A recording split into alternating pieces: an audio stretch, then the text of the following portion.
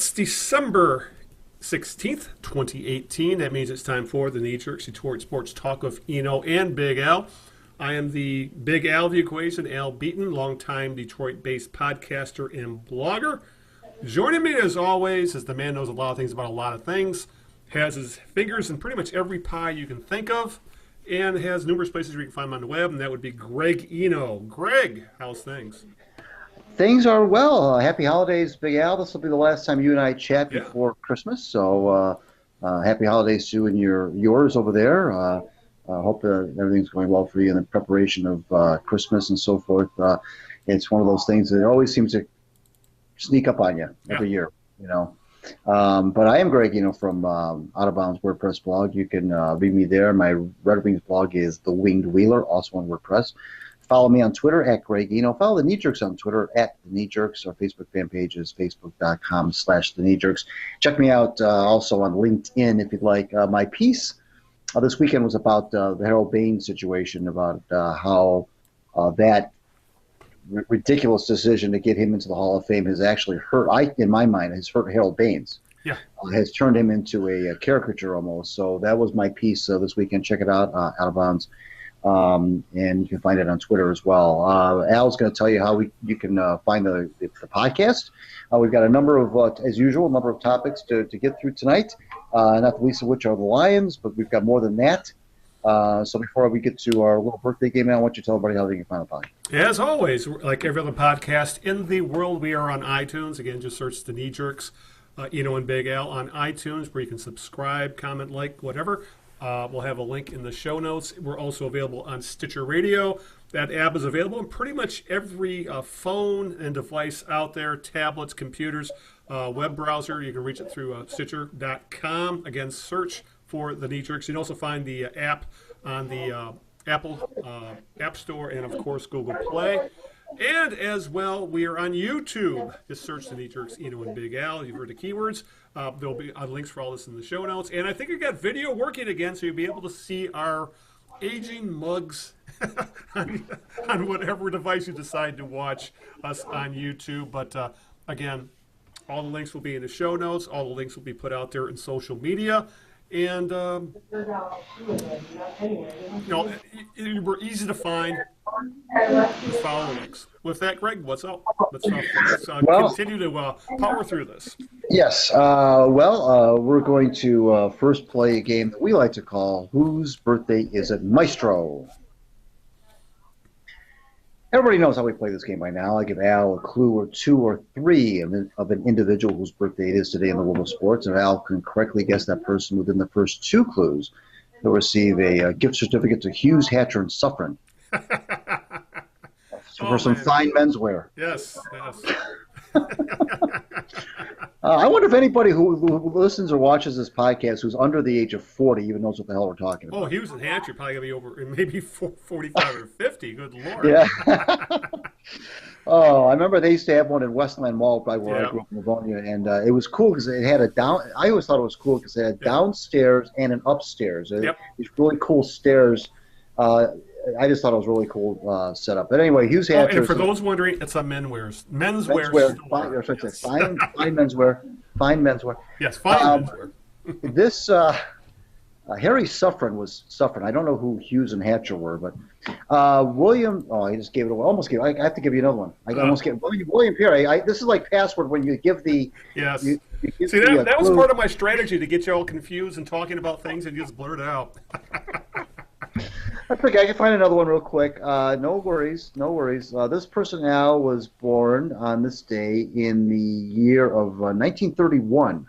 He is no longer with us, unfortunately, but he made his name in the world of football, both as a player and as a non-player. I will tell you that he played defensive back when he was a player, and I will also tell you that he played for the I should give you the team. I might give it away. Okay, he played defensive back. His career was cut short at about the age of 30 to a severe knee injury, and he got into the world of broadcasting. We'll stop there. Tom Brookshire? Oh, very good. Yeah. Very good. Wow. What was it? The injury or was I it think it was he immediately went to broadcasting after an injury, and I remember years ago that's reading about that's how because Brookshire, I believe, played for the Philadelphia Eagles as a defensive back. That's why I didn't give you the name Yeah. of the team because I thought that Right. was going to give it away. Yeah. Yeah, Yeah. because if you're of a certain age, you have fond memories of Pat Summerall and Tom Brookshire doing the games on CBS. Yes. Absolutely. The NFL on CBS. Yep. They were the big team until Madden went over. Right. Until Brookshire was replaced by Madden. So with Summerall. So And yeah, I believe that they never found a bar they didn't like, that pair. yes. Yes, they were well known as hard partiers back then. Yes, they were for sure. So yeah, that was a good one. Good job. All right. So you'll get some fine menswear. Fine menswear. Some Hager stretch slats or something. Oh, that's funny. Okay, so good job there. So we don't have to worry about the birthday game for the rest of the evening. So that's out of the way. So why don't we go ahead and dive into the agenda? All right. Well, lots to talk about with the Lions. We're recording this a few hours after the season essentially came to an end with a loss to the Buffalo Bills. That means no playoffs again this year. So we're going to do some big picture stuff with the Lions rather than rehash the game itself. And, of course, the last couple weeks since we talked because they beat the Cardinals in what I'm told was probably the most boring game ever played. So we have lots of Lions stuff to talk about between the Jim Bob Cooter controversy, Matt Patricia's first year as head coach, what's next for the team this year about tanking, and a little bit about being lectured by the media. So, and if we have some time, I'll get into the Tigers who have making ripples in free agency. And also we heard from, they didn't get to talk about this when it happened because we were on our hiatus, but Mario Mpemba and Rod Allen finally spoke this week several months after their physical altercation and ended up costing them their jobs. So they spoke this week, so maybe we'll have a chance to talk about that. So that's something we would have been all over that if we had been on the air when that went down. So we'll touch on that a little bit. And other than that, we'll see where it takes us. Harold Baines would be a great topic as well because the man is. I agree, he's not a Hall of Famer, but he's the victim of this whole damn thing, thanks to the White Sox mafia, I guess you could call it, on the Veterans Committee. But with that being said, let's get to the Lions, Greg. Lots to talk about. Since we last spoke 2 weeks ago, the Lions, 2 weeks ago, kept their minuscule playoff hopes alive by beating the Cardinals 17-3 in an excruciatingly boring game from what I was told. I was lucky. I didn't get to watch it. I could have, but I elected to sit by a campfire drinking beer at the cottage. We were up at the cottage last week in 12 inches of snow. And I didn't get to watch it, thank goodness. But this week, well, there was all week there was talk of this. They're still alive in the playoffs, and things are falling their way. When actually they did. Every team they needed to lose last week lost. But regardless, it all became moot when helped by a botched extra point snap and a missed fourth quarter field goal by Matt Prater. The Lions were officially knocked out of the postseason, dropping a 14-13 snooze fest to the lowly Buffalo Bills in their blood clot colored uniforms today. The Lions are now 5-8. They will finish under 500 for the first time since 2015. And if you remember 2015, Greg, that was the same year Martin Mayhew, Tom Lewand, Joe Lombardi, and a few other coaches were blown out of the team mid-season because at the time they were 1-7. So here we are. Another, honestly, inept offensive performance by this team. And I guess that kind of leads us to Jim Bob Cooter. So this is the question I want to ask you, Greg. For all the people screaming about fire Jim Bob Cooter, he's neutering this offense. Of course, he's not helped by most of their weapons either being traded away or hurt. I mean, literally today the offense was long passes to Kenny Galladay.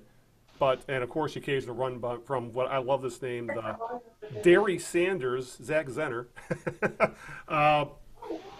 Essentially, people are screaming for the team needs to fire Cooter, which will probably happen after the season anyway, as he was one of the last of the inherited coaches for Matt Patricia. But let me ask you this.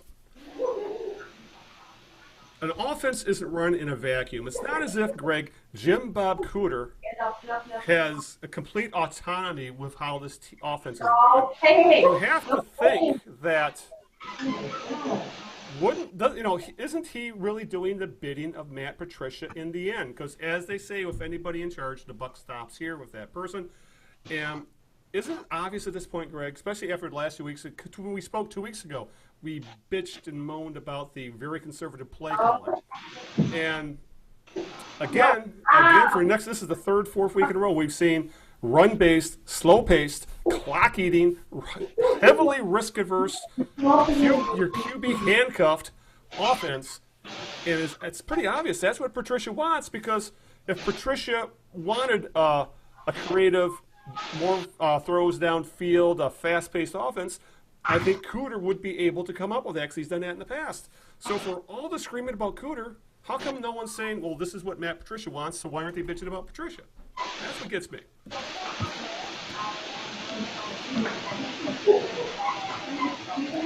Oh, are you there, Greg? I'm sorry. I wasn't sure that you were done. I missed the tail end of your comment. I'm sorry. Yeah. No, you said that you're wondering why people aren't complaining about Patricia. Yeah, because this is essentially Cooter is doing Patricia's bidding, because he's the head coach. Well, I mean, this is the thing about coordinators, and I've used this line before. I know in one of our episodes a while ago, but it was from Chuck Knox, the old head coach of the Seahawks and the Bills and the Rams, and he said, I've seen situations where you have a offensive coordinator who's the head coach of the offense, a defensive coordinator who's the head coach of the defense, and a head coach who's in charge of nothing. And so you wonder how much of this, ultimately, yes, the buck does stop with the head coach, clearly. There's no question about that. Mm-hmm. He's the guy. Then what is the role of the offensive coordinator? Well, it's to come up with the game plan. Now, right. How much of that is, gets passed through Matt Patricia? How much of that is Patricia, signing off on it, or how much of it is Cooter and with just a little bit of Patricia? We don't know, but you and I both agree that Cooter is going to be the first probably to go. He'll be the sacrificial lamb, the one that they'll toss to the wolves. Yep. To kind of help buy the head coach a little bit more time, help buy Bob Quinn a little more time. They'll do that. It's probably maybe the day after the season ends. They'll probably cut loose from Cooter. Yep, on Black Monday, as they call it. Right, which is usually reserved for head coaches, right. But in this case, probably the coordinator, and that'll make some people happy. Certainly, there's a fire Cooter movement out there. I've seen a hashtag give Coot the boot, which I thought was pretty clever. Yeah. But no, but no, you're right though, and your point is a good one. Ultimately the head coach is the guy. So whether this is Jim Bob Cooter, we talk about Matthew Stafford being handcuffed but maybe it's Cooter being handcuffed. I don't know. Yeah, it doesn't. I guess. Al, it's not really going to matter because Cooter's probably going to be gone anyway. Then we'll see where Patricia chooses to go in terms of finding another offensive coordinator. If he chooses to, hire somebody with whom he's worked in the past, or if he chooses to go outside his comfort zone and actually have an open, interviewing process where he's going to maybe talk to some people he's not really that familiar with, and maybe step out of his comfort zone a little bit and hire somebody he's maybe not totally familiar with. I don't know. We'll see. But I think Patricia does get a lot of grief as well. He doesn't get a lot of it just for the offense. He kind of gets it in general because he is the head coach. But no, your point is well taken. That is, but that's why you have coordinators, because coordinators are both in the offense and defense are looked at as the guys that are putting together those game plans, whether it's the offense or whether it's the defense. So if the defense isn't very good, that coordinator is going to get the heat. If the offense isn't very good, that coordinator is going to get the heat. Yeah. Ultimately, the head coach is going to get all the heat, of course. But for now, the vitriol seems to be, and I think the reason this might be, Al, the reason why the vitriol, where Patricia's not getting a lot of vitriol is because, A, people are upset with Cooter, but B, because the defense is what Matt Patricia has been known for, and the defense has actually not performed all that poorly, frankly. Given the fact they don't have a lot of playmakers, they hung in there. They held the Bills to 14 points today. They held the Cardinals. Granted, the Cardinals are god awful, but the 3 points 2 weeks prior, or the week prior to that. Right. So they have not, and they really kind of bottled the Rams up for most of the game against the Rams. So they have not been the disaster that they were a little bit earlier in the season. So you've got to give them credit for that. So I think that's the reason why you're not seeing Patricia being tied to, and frankly, because Patricia didn't hire Jim Bob Cooter. That's another thing. Cooter was already here. So this is not Matt Patricia's guy per se. So I think that's why you're seeing a disconnect between the hate that Cooter gets and maybe the lack of which that Patricia gets when it comes to the offense. Yeah, it's that because that offense was it looked okay, and first half there was there were some signs of life, but it was mostly 50-50 balls to Kenny Galladay. Which is like, well, where have some of those been for a while? Because essentially he's their only weapon at this point. And then in the, oh my God, those last couple of fourth quarter drives, second and long, third and long, and we're seeing 5-yard passes, thrown to guys who aren't known for yards after the catch, like a tight end. And, and of course, it's not there. I think there was a draw play thrown in there too. Give Zach Zenner and LeGarrette Blount a lot of credit for picking up the slack. They did have 100 yards combined rushing today as a team, but those guys aren't going to fool anybody on second and long on a draw play. So just the play calling. I mean, I know you're handcuffed, not because of you don't have Golden Tate. Marvin Jones is out for the year on injured reserve, bag knee. Your best tight end is having a career year in Baltimore. So, but still, you think you could be a little more creative than draw plays and swing passes out of the backfield and essentially throwing 5-yard passes downfield, hoping they're going to get yards after the catch when the guy who was best at that is now in Philadelphia. And again, I don't know if I'm sure Patricia has some say in it. Specifically, as you said, when it comes to building the game plan, on game day, I'm pretty sure it's pretty much mostly Jim Bob Cooter. I'm sure Patricia does have a say in these kind of things, but it's Jim Bob Cooter's show. And these last couple of weeks, if their nail wasn't already in the coffin, they're pounded shut and they're drilling screws into that coffin right now because it's pretty obvious at this point he is going to be, as you put it, the sacrificial lamb. He's going to be the scapegoat of this year. And I think you're right when you say it's probably going to buy Patricia a little more time because now he will have it'll be his staff entirely, not just people he's inherited. Because we've already seen the special teams guy sacrificed to the football gods. It'll be Cooter next. But I'll just say that Patricia, as you said, the defense has really come around very well. But as a team overall, I mean, there's 3 parts to the game: defense, offense, and special teams, and 2 of them suck when it comes down to it. Yeah, I mean, but fans are barking up the wrong tree if they have any sort of fantasies that this Matt Patricia era is going to end after 1 year. So that's why it's going to be the same with Matt Stafford as well. He's here too. He's not going anywhere. So that's why it's going to be Cooter gone. Yep. Yeah, you mentioned those play calls in the fourth quarter when the Lions needed to move into field goal range, and of course they had moved into field goal range earlier. Excuse me, Matt Prater missed a 48-yarder. And they played for the field goal, not to score. That was the other thing. Yeah, there was a 3rd and 8, I think, and they did one of those, where Stafford snaps the ball, takes 2 steps, and then fires it to the sidelines, essentially at the line of scrimmage to the wide receiver, who got like 2 yards or something, which was a total bailout. I didn't even try to get the first down. Right. And frankly, it wasn't like they were in gimme field goal range. I know that Matt Prater has a good leg. I know he's a pretty reliable guy, but 48 yards is 48 yards outside. In the outdoors. Right. 48 yards is 48 yards outside. And I didn't like the fact that Cooter didn't try to get some more yardage, frankly. I looked like they were just as if they said, well, all we need is a couple yards, and this is like a chip we'll get shot. it within 50, and it's a chip shot for Prater. There's no such thing as a chip shot when you're pushing 50 yards. No, so they didn't do him any favors, Prater, and he pushed it to the right pretty badly. The kick never had a shot. Yeah, And and Prater City tried to play the wind, and it didn't curve. So there you well, go.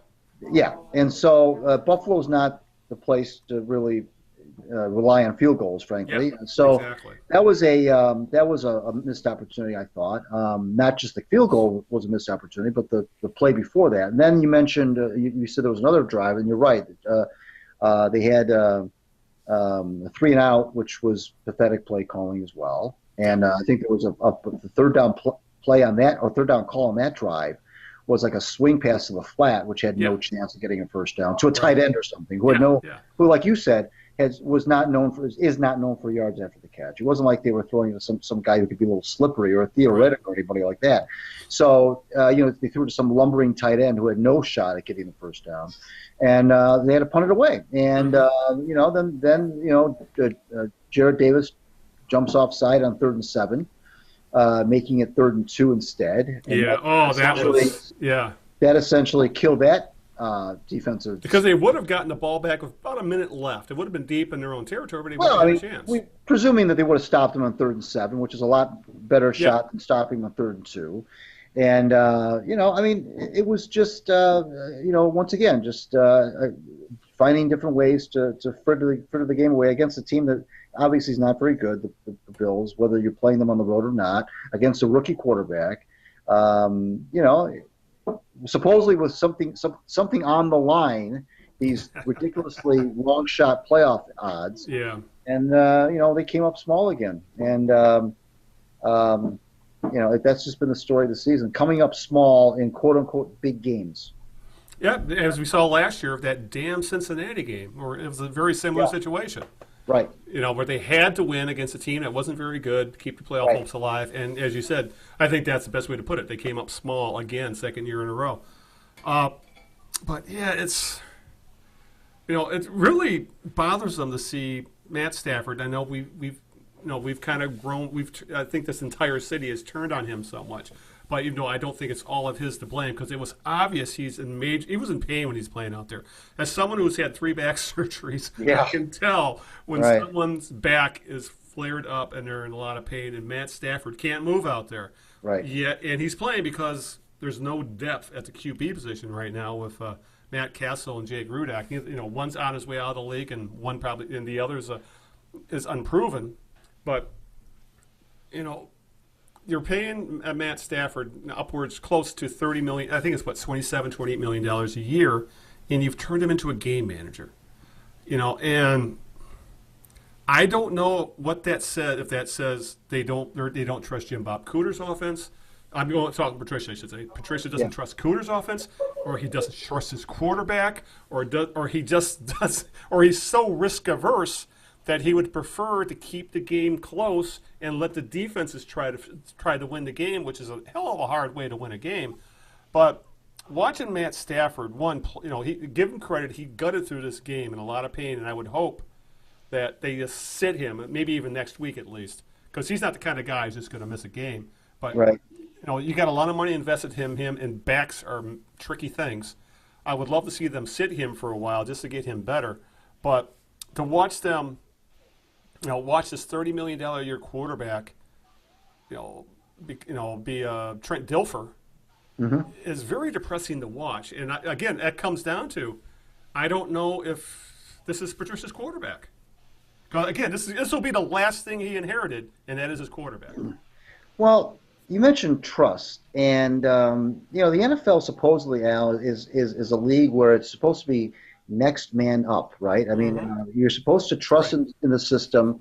You're supposed to install a system, whether it's an offense or defense or a scheme, whatever word you want to use. And if players go down, which they're inevitably going to do in pro football, then the next man up is the next man up, and you're supposed to trust the next man up and not use injuries as an excuse, because that's not what this league is all about. Nobody's going to feel sorry for you, especially your hometown fans, if you're going to start using injuries as an excuse to stop trusting the system. And to see the Lions just kind of basically fold up the tent after Golden Tate was traded, and after some injuries hit, and say, well, we don't have this guy and that guy. So I guess we'll just turn, like you said, we'll just turn Matthew Stafford into a game manager and try to win some ugly games. Try to win some 14-13 games and 17-3 games. And we just won't. We'll just abandon who we are because certain people are not here anymore.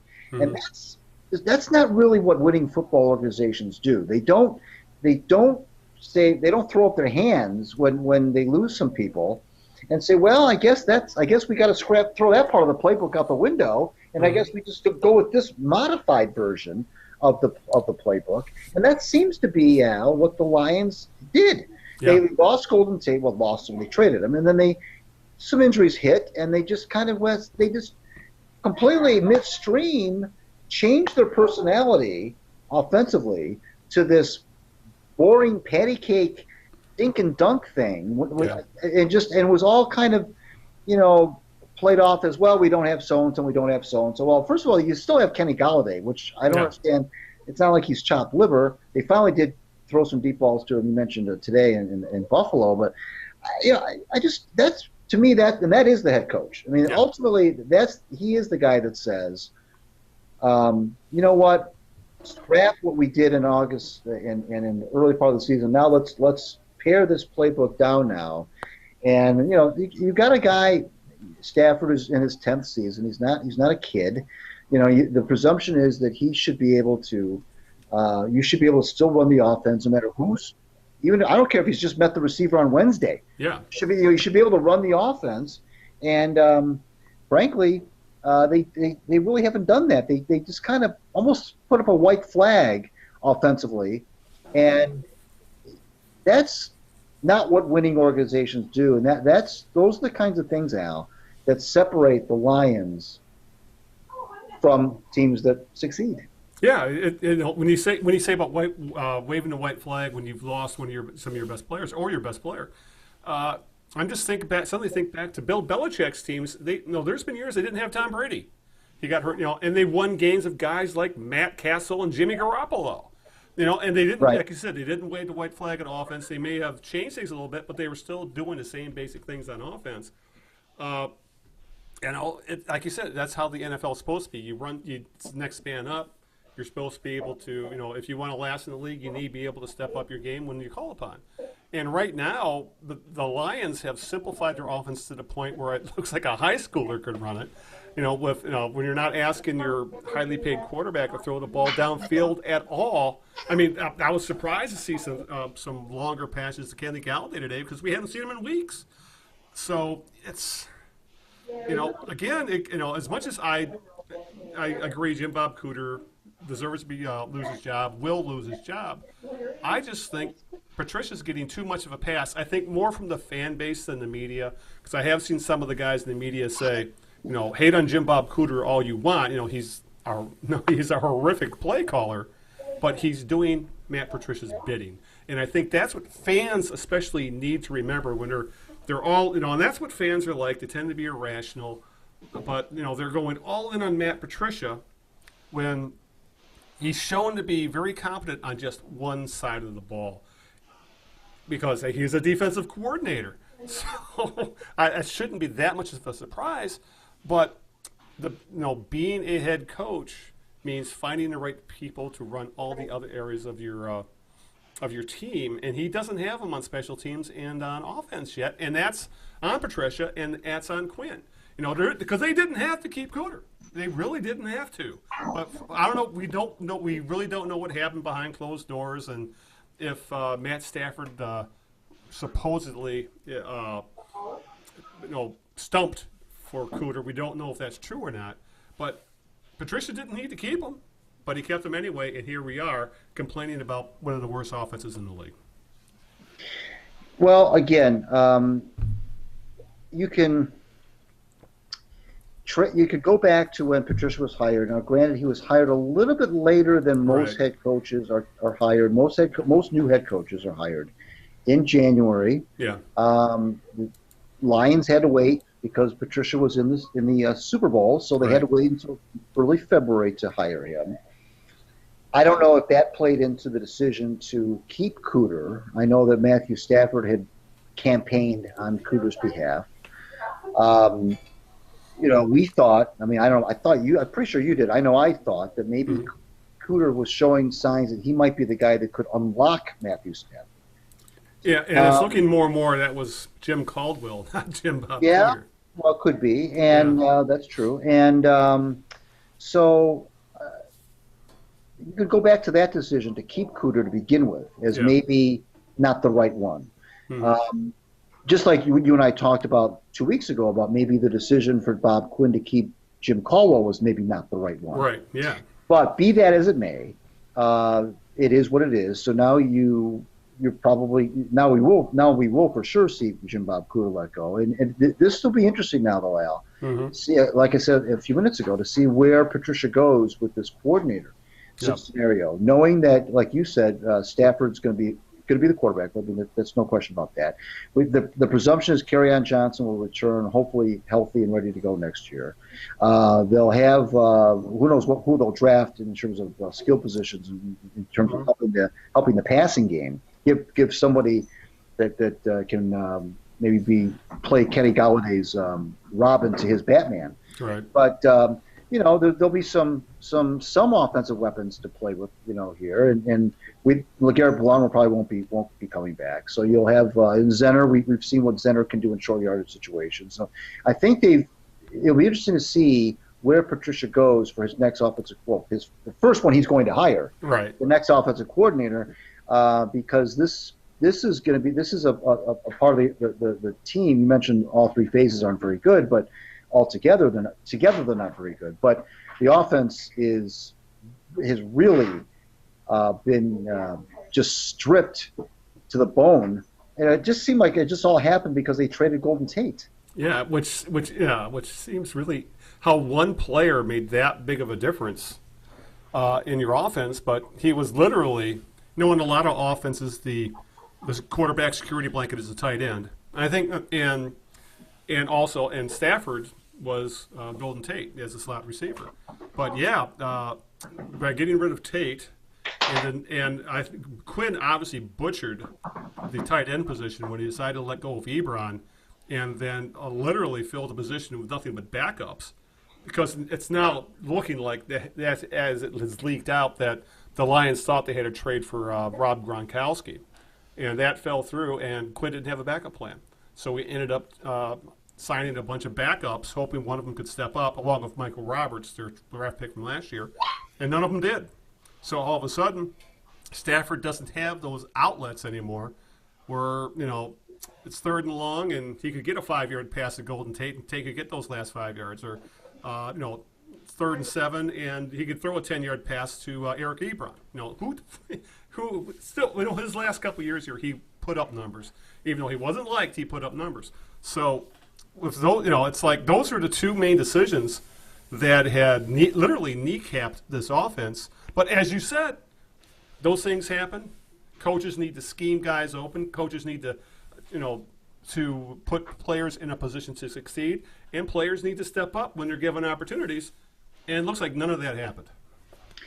Al, look at the quarterbacks that the Lions have lost to. Oh God, yeah. Or the quarterbacks that Matthew Stafford has been outplayed by.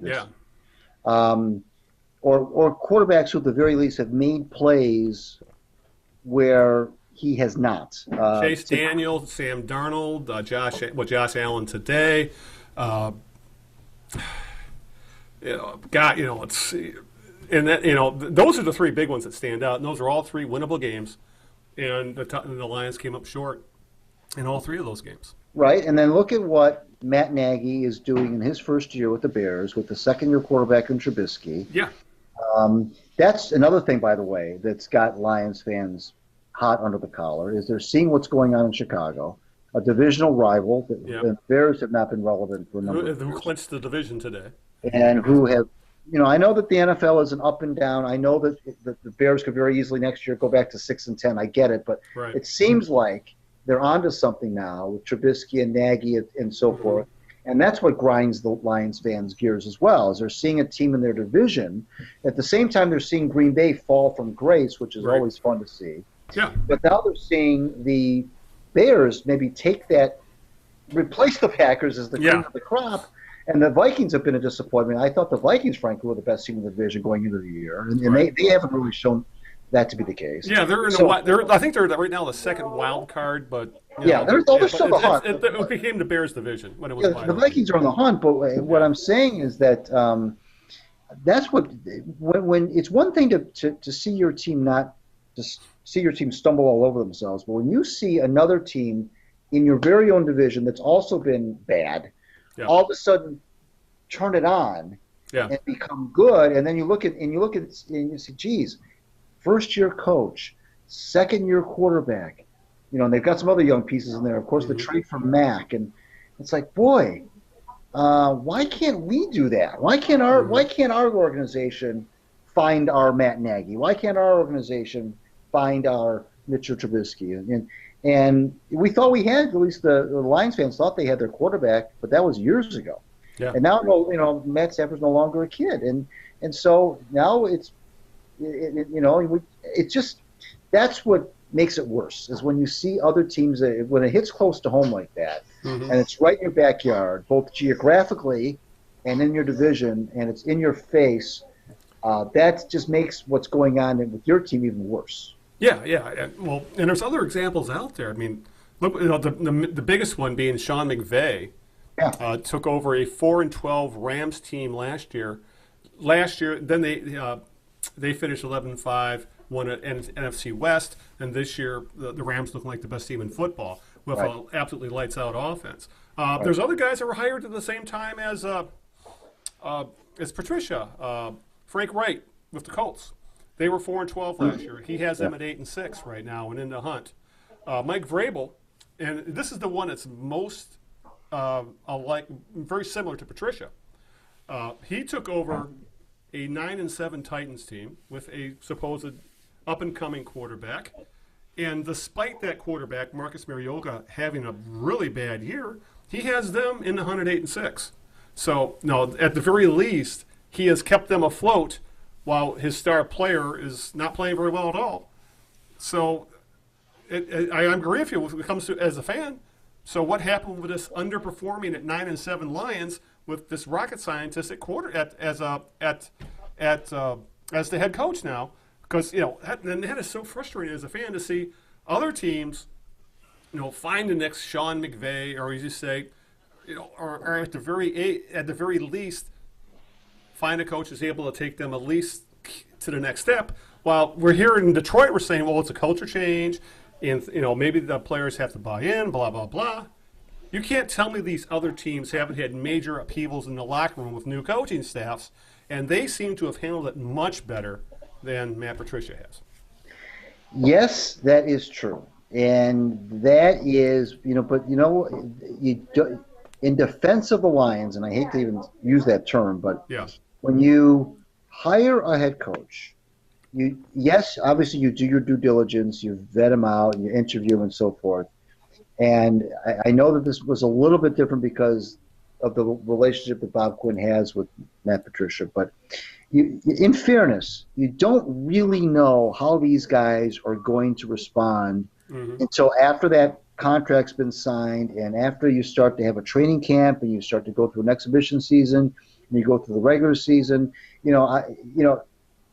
I guess I would take it one step further and say, okay, we're talking about Matt Nagy over in Chicago, and good for him. And you mentioned Reich and you mentioned Vrabel, but you got to be a little lucky too. And you got to, you can't sit here and tell me that the Bears knew exactly when they hired Matt Nagy that they were going to have this kind of success. I mean, they'll tell you they did, but they'll be lying. Whenever you hire a new guy who's never been a head coach before in this league, you take a chance, and sometimes you come out smelling like a rose, and sometimes you don't. The difference, though, Al, is that the Lions have been doing this for so many years and have yet to find their bright young mind. Think back to all the coaches of the Lions. You and I have been doing this for 50 years. Think back to all the coaches that the Lions have brought in. They've really been young, vibrant, guys. They've been either old school men or they've been, the Bobby Rosses of the world, the Monty Clarks of the world. Who Monty was not. He wasn't old, but he was not considered young. They weren't considered innovators. Right. Yeah. And they've never really done that. They've never found that guy to be, to be that guy. And, so I know Wayne Fontes tried with the run and shoot, God bless him. He tried to the Lions were boring when Wayne was hired, and he at least tried to make the team more exciting, if nothing else. And he hired Mouse Davis and June Jones. Right. So, but at least he tried. At least he was. He may not have. No, he did have Barry Sanders. Yeah. But he didn't. He may not have necessarily had the dynamic receivers that you need to run that offense. But at least he tried. At least he tried. I don't have the talent. I can change the scheme. At least he tried something different. And frankly, they made the playoffs for several years when Wayne was here. Right? So I know that's not great, but but they have not had their Matt Nagy. They've not had their Sean McVay. They've not had those kind of people come in here. And even Stafford, frankly, Al, as much as we've both defended him in the past as being the best quarterback talent-wise the Lions have ever had, and I still maintain that. Oh yeah. He did not. Matt did not come in and set. And I know he was hurt a lot early on, but he did not come in, frankly, and become. He did have a good year, and I think it was it 11 or was it the year he threw for 5,000 yards? That was his first healthy year, actually. But that was his third year. They did make the playoffs. They did make the playoffs. I'll give you that. Yeah. But he was not able to change the franchise like some of these guys, like the Drew Breeses of the world when he came over from San Diego. Other quarterbacks that we've seen get drafted and have kind of changed the culture. You mentioned culture change. Sometimes it can just be one guy come in, and usually it's the quarterback, come in and be that culture change guy. And Stafford really hasn't done that. He really hasn't. So, and we're on year 10 with him now. So that's, it just has not happened here for whatever reason. In a league that's designed to reward mediocrity in the sense that the league is designed to have teams bob up and down. Yeah. That's when you look at the Falcons, who just made the Super Bowl a couple of years ago. They're floundering. That's the way the league is. I mentioned the Bears. Next year could be 6-10. It could be. Look at the Eagles this year. They won the Super Bowl. What happened to them this year? So that's the way the league is set up. But yet, even in that environment, even in that kind of setup, the Lions have still not made a Super Bowl in 51 years of that, 52 years of that game, and haven't really come all that close. So that makes you wonder. To say the least. Yeah, and it was, I brought it up. It was 2011. Stafford threw for 5,000 yards, 41 touchdowns. And actually, those 2 years, 2011, 2012, he threw for 10,000 yards combined. Absolutely ridiculous amount of yardage. But obviously, 2012, a lot of his ancillary numbers went down. But looking ahead at his numbers, this is a guy who can get you 275 to 300 yards a game average. When he's throwing, he averages anywhere from like 45 to 4,200 yards a year. You've heard the joke. Who's the only man to hold Michael Jordan under 20 points a game? Dean Smith. Who's the only man to hold Matt Stafford under 300 yards passing a game? Matt Patricia. So, that's what it's coming off as is, Stafford has, is he a complete quarterback? No. Can you win with him with the right pieces? Probably. But, right now, it just feels like there's a lot of square pegs trying to, and Matt Patricia has a bunch of round holes with how he wants this team to run and look, and he doesn't have those round pegs in Stafford and Cooter and some of the other guys on his roster, and it's really making me wonder: is this the Matthew Stafford we're going to see from now on under Matt Patricia, a guy who's not going to be allowed to, throw more than 5 yards downfield? It's awful looking at his yards per attempt. It's under 7 yards. That's awful. That's like I said, that's Trent Dilfer-esque. Yeah. That's Blake Bortles-esque. And this, say what you will about Stafford as a quarterback, he's better than those guys. As you said, talent-wise, we don't know if he'll ever completely put it together. But when it comes to those raw tools, Matthew Stafford has it over a lot of guys in football. And watching him throw 5-yard outs and being forced to throw screen passes into the dirt, and just this lame offense is just painful to watch. I guess it comes down to, as you said, when the Lions hired Monty Clark, they were boring as hell. Always, always that 6 to 9 wins, whatever. And to Wayne's credit, as the team wasn't boring under him, and right now this team is boring as. Well, I'm not going to curse, but this team is boring as F. Boring AF, I guess is how the kids would say today, AF. But watching this team right now is like, I'll just say this. When I'm home, I watch all the games. And this is one of the first years I can remember. Most games, I would get into it. If the Lions make a big play, I'm clapping or pumping my fist or yelling or something. This year, I've been sitting on my hands watching this team because they are such a uninspiring group to watch right now. That could change. It's hard to say. But watching this offense is just, thinking of what this team was like 2-3 years ago. Stafford is especially the fourth quarter gunslinging stuff, and say what you will about being in that position to begin with, that they had to have those comebacks. The team was fun to watch, and they had the capabilities to just bust out at any time and drop 3 touchdowns in a quarter on somebody. Not this team, and it makes for very blah experience. Yes, and we're in a league now, a time in the league, Al, where the league is all about offense. It's kind of like that way in every sport. Baseball, basketball, football, hockey. It's all about offense. You say all you want about defense wins championships and all that jazz, but that's not as true anymore. Offense wins championships, and at least can get you there. And you look at what's going on with all of our teams in Detroit, and there's not that's not what's happening, and it's definitely not happening with the football team. It's one thing we talked about Wayne Fonts again.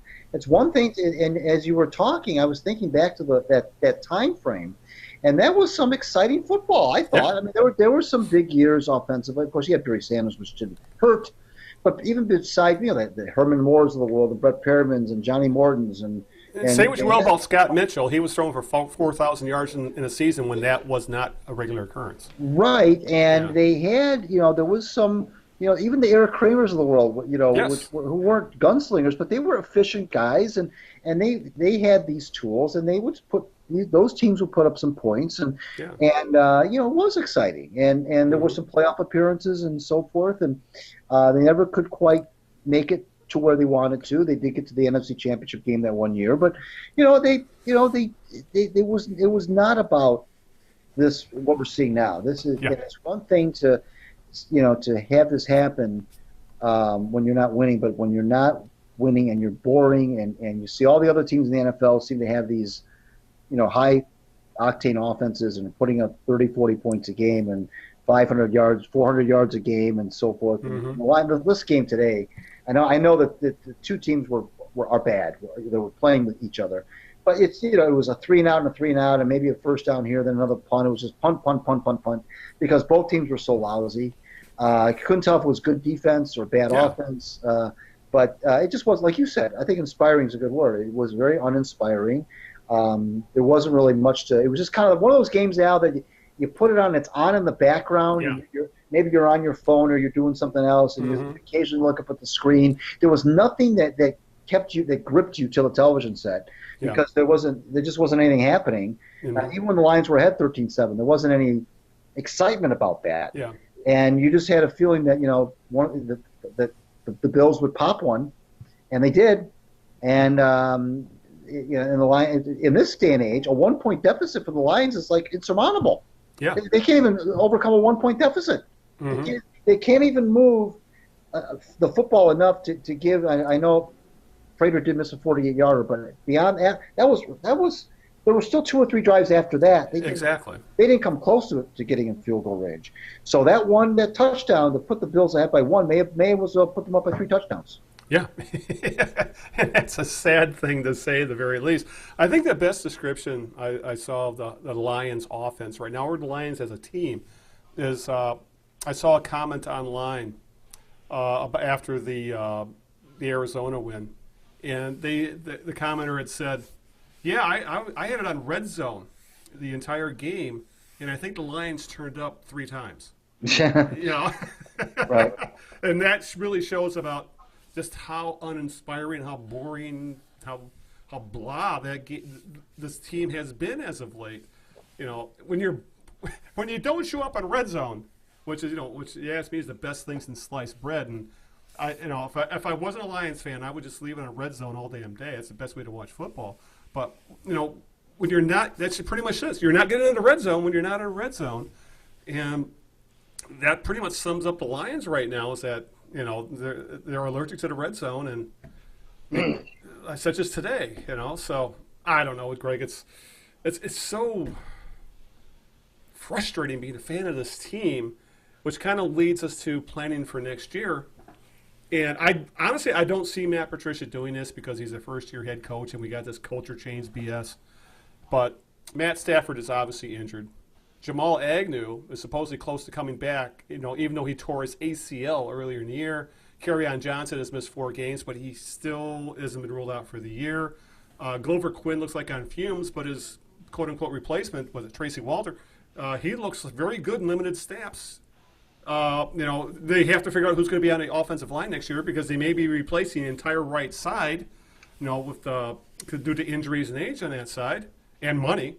So now that the postseason hopes are over, should this team bench some of these vets and see what they have in younger players? I wish they would, but knowing how football coaches think, they probably won't because, as Herm Edwards famously said, you play to win the game, and I really don't see him. Even if Stafford's at 50%, he's not going to throw Rudolph or Castle in there because he knows he's not going to win the game. And I wish he would, though, because at this point there's nothing to lose other than to see what you have on your roster you can build for next year. Yeah, that's not the way the NFL works. It's only a 16-game season. It's not like baseball where you've got 162 games and you can use September. If you're out of the pennant race, you can use the entire month of September to experiment, put in some kids. Or if you're the Tigers, you start in April, but that is a May. I mean, it's not like that's just not the way it is in pro football. Yeah. And so that's not going to happen. That's just. I would still sit Stafford though. That man is hurt. Well, and you got so much money invested in him. That's. I suppose you could kind of make a case. I think you could justify that, but knowing Patricia and knowing Stafford, Stafford has that long. After those first couple years where they called him a China doll, I don't think he's missed a game. So, that's not gonna fly with him. I don't think. And frankly, Al, I don't know what really when you think about it. I don't know. I hear what you're saying. You're thinking in terms of saving Stafford's body. I get that, but I don't know what you're really. Other than that, I'm not sure what you're really gaining. You take a look at Jake Rudock for what? Why? I guess he's not the answer. Sure, he's not going to be the next. He's not the answer. He's not the answer. Not the answer. Castle's a veteran, just signed up to provide some veteran presence if you do absolutely have to have a backup step in. But he's not the future either. Yeah, now if they were in a situation like the Ravens, where I could see them doing that, where it looks like Flacco is actually going to be on his way out the way things have fallen after his injury, but. Yeah, it's I could see them doing it, but you're right. That's just not how football players think. It's not how head coaches think. And like I said, the sport is so completely different compared to baseball and basketball, where the tanking thing. You would not. I don't think you can ever get a quote unquote tank in football because you can't go half speed and things like that. But I just don't want to see Stafford get hurt in meaningless games because realistically, the Lions have been playing meaningful games late in the year for the last several years, and this year that's not happening. So, and you got an injured quarterback. Yeah, I'm with you there. I just threw that out there as thinking it could happen, but yeah, you're right. It's Patricia is on record saying how tough his quarterback is, and that's one of his most favorite things about him. So. If Stafford had a broken leg, he'd probably try and play. Yeah, but the one thing that I see that what you said that does have some merit to it is the fact that they have been eliminated from the playoffs, and as you well know, back injuries can really be funky, and he could come in, he could show up, Stafford could show up to practice tomorrow, and the thing could completely, I don't know what the extent of the injury is, but the thing could completely lock up on him, and he may not be able to, and it may be that as the week goes on, that they may have to make that decision. Say, he's just not mobile enough. And this, don't forget, they're playing a Minnesota team now, where in that first game against the Vikings in Minnesota, they sacked him a million times. Yeah. So and that's when he was supposedly not hurt. So if you're going to put an injured, less mobile, he's already not mobile to begin with, but you put an injured, less mobile Stafford in against a team like the Vikings, who completely destroyed your offensive line the first time. Yeah. Then maybe you are playing with some fire. So I'm not going to totally toss out what you said and say that's never going to happen, but because this would be, I guess, maybe the perfect storm where it could happen. The injury, the fact that they're playing the Vikings, which just and the Vikings are playing for something. They're playing for something, and I'll say this: if I'm Matt Patricia, I'm dressing all three quarterbacks next Sunday. Yeah, I mean, or you dress two, and Stafford's not one of them. That's the other one. That's the most logical option, but the Lions and Patricia are never known to be logical. All right, speaking of logic, as we kind of wind our way through the end of this Lions conversation, we got lectured by the media a lot this week, specifically in the Free Press. And one of the writers I really respect, and that's Dave Burkett, who I've long thought has been probably the best, if not the best, he's one of the two best guys when it comes to the beat writer, the beat guy for the Detroit Lions. Well, this week he wrote an opinion piece, which you don't see from the beat writers too often. And he wrote that a fan should always, first and foremost, no matter what, root for their team to make the playoffs, even if it's, in my words, it's a pipe dream and a mirage. But no, he was because I guess in his mailbags and on Twitter, he's been getting plastered with fans saying, I think that we're pissed off that they beat Arizona more than anything else, because they want the draft pick and they've already written the season off. And he again kind of played the player's voice in it, and that that's not how they play. They're trained to win. That's how coaches are trained to play. But it's one of those. Those are the kind of columns that bug me, because I don't think anybody should lecture anybody on how to be a fan or what their fandom should be like. And I'll admit, back in when I was writing all the time, I was probably guilty of that myself a few times. This is kind of saying this is how you should fan. And then you had Jeff Siddell, the columnist, who was more of a feature writer, but he called him a columnist at the Free. He wrote, I think only partially in jest, that Lions fans should not allow their kids to become Lions fans themselves, which kind of bugged me. Like, what business is it to him? According to him, I never should have became a fan in 1970 the way I did, because that was, I was just realizing what football was, and the Lions were good. They made the playoffs that year, and I became a fan. But it helps that, I grew up in Southeast Michigan, but regardless of that, I just don't appreciate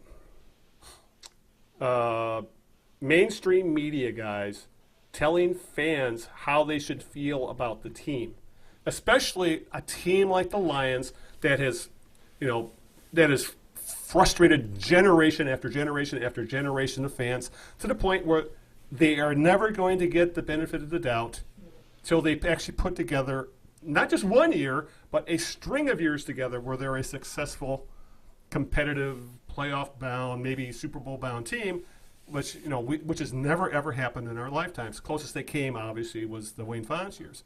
But those columns both kind of rub me the wrong way, because, there's a reason I feel about this team, the way I feel about this team the way I do, and it's not because I'm not going to watch this team with silver and blue glasses on, and that's kind of what that is coming across as, with Burkett saying, well, you should be rooting for your team first and foremost. Why should I root for a team that's given me nothing but pain for 50 years And then Sedell saying, you should force your kid to be a fan of this. I think that's ridiculous all on its own. Just, let the kid choose a team they want to root for. If they want to root for the Steelers or Patriots, so be it. And if you want to be a Lions fan, great. But both those columns just rub me really the wrong way. And both from guys that don't normally do that to me. Well, these are the kinds of things that happen when you experience so much lack of success that even the writers run out of things to say, and I think that's a good point. Run out of different angles, and what more can you say? And so I'll do maybe a little tongue-in-cheek, cutesy piece about don't let your kids become Lions fans. Well, then you should leave that to Mitch Albom because that's all he does anymore. Then you've got Bob Wojciechowski wrote a weird column I called out on social media earlier in the week where it was this namby-pamby playoff. They kind of have a chance, but they don't. They probably won't. I know exactly the column you're talking about. Yeah, it was nothing but wishy-washy. Wishy-washy. He didn't take a stand one way or the other. He just kind of, it was a weird meandering kind of. I don't know what he was trying to get at, what he was trying to say. It was like, that was odd. It was a weird one. That was a waste of. That's a good point about Wojciechowski. That there was a time I thought he was going to be the next great Detroit columnist. Yeah. After we've seen guys like Joe Falls and Jerry Green, Mitch Albom in his prime. He hasn't been a good writer. He hasn't been a good sports writer for a couple decades now. God, who was the guy that Freep had? He ended up going to L.A. I think it was Mike.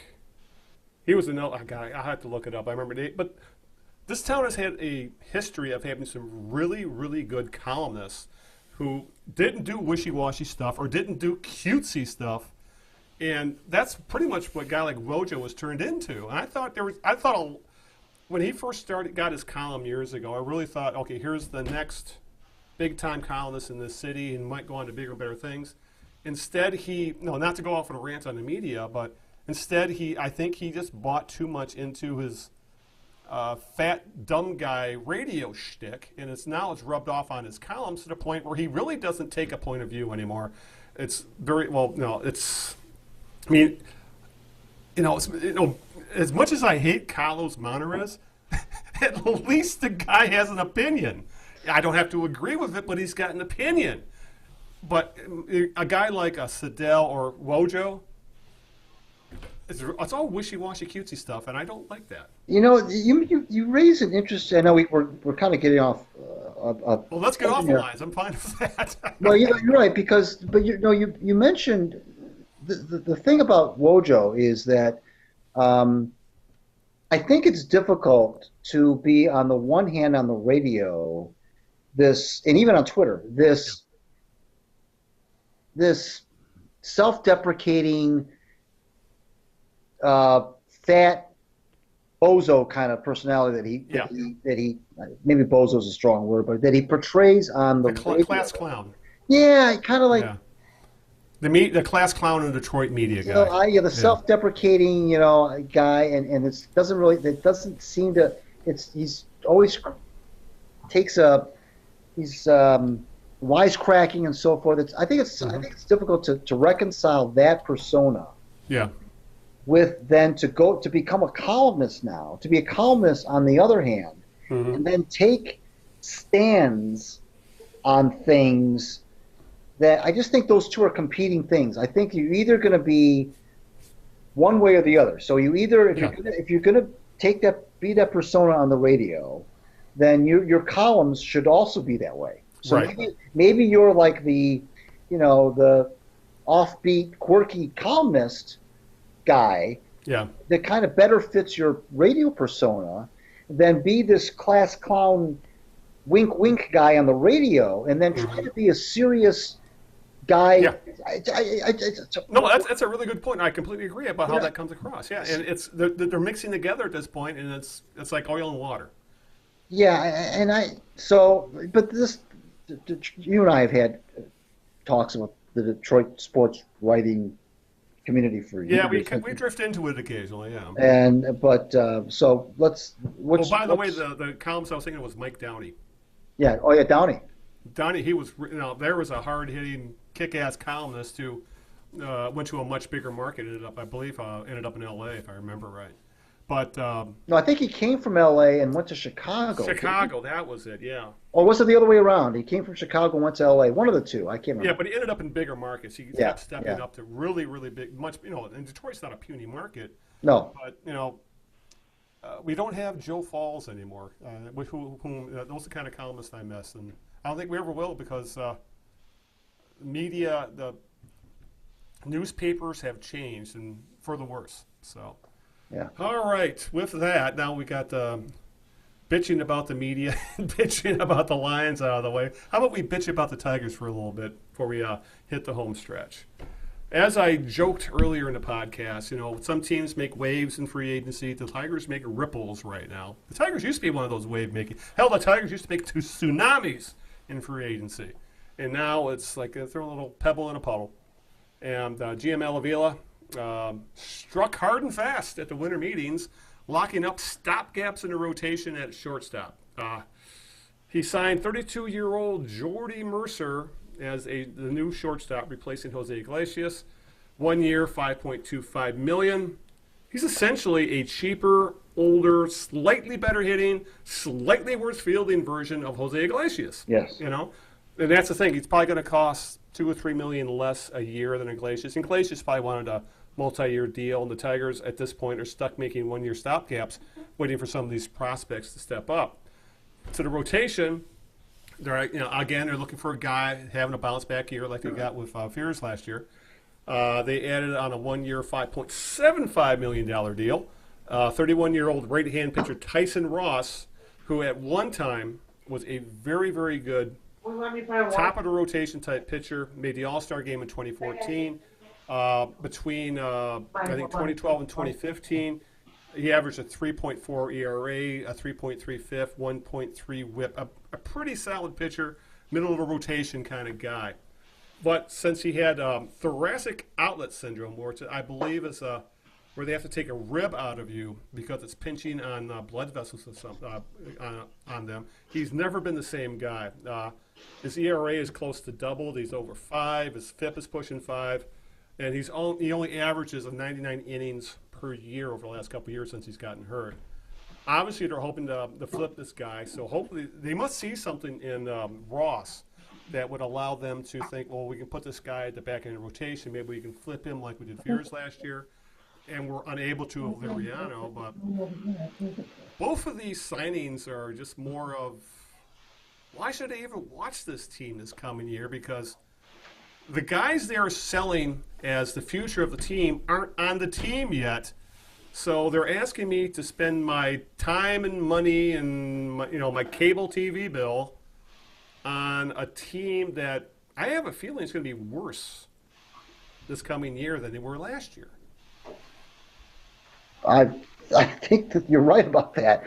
I think that the disaster that we thought was going to happen last year, as bad as last year was, is going to happen this coming year. I think that's what everybody kind of is bracing themselves for. Yeah. Because the roster looks to be even worse potentially than it was last year. Ross and Mercer. The Mercer thing, Al, is I'm not sure what it was about Iglesias that made the Tigers so reluctant to even pursue him as a longer-term option. I don't know what it was, if there was something about him in the clubhouse that they didn't like, or if there was something. It had to be something, you're right. But it wasn't like I don't think that he was going to make a ton of money. Yeah. And not that much more than 5. Maybe, I think if you $8 million, maybe, something like that. Not outrageous. I mean, granted, they wouldn't have signed Iglesias just for 1 year either. No. I understand that. But they don't really have a ready-made shortstop ready for next year. Right. And they don't have anybody coming up through the pipeline necessarily. I don't. So I don't know what the Mercer thing is all about. I mean, clearly that's a stopgap. Those are the kind of signings you make when you feel like you've got a kid ready to go 2 years from now. Yeah. If they feel like they've got a guy that in 2020 is going to be their starting shortstop. And then you bring in Mercer for 1 year to kind of bridge the gap. I can see that. But why wasn't Iglesias considered as being? Why wouldn't you, if you're going to do this rebuild and you're going to, you've already shed contracts? We were talking about Victor Martinez going off the books and Zimmerman going off the books after 2020, and if you're going to do that, and they've traded a bunch of guys off, but and they've gotten rid of McCann and Alex Wilson and things of that nature. But don't you, when you're doing a rebuild, doesn't there come a point where you say it would be nice to have some positions locked down? It would be nice to say, okay, we need help, obviously, in building this roster, but wouldn't it be nice to say, well, we've got a big league shortstop for 5 years in Jose Iglesias. So we don't have to worry about that. And we're not going to pay him. He's not going to be making. You're not going to pay him like Derek Jeter. Okay. No. So we get him locked in. Now we don't have to worry about shortstop. That's done. Don't you want to, sooner or later, address certain positions on the field, on the diamond, and not have to worry about that anymore? And and these guys, Al, that field like Iglesias, and I'm not privy to the advanced metrics on his defense. I'm just going by the eye test, what I see. I don't know how many. When you find a guy like that who's got a glove like that,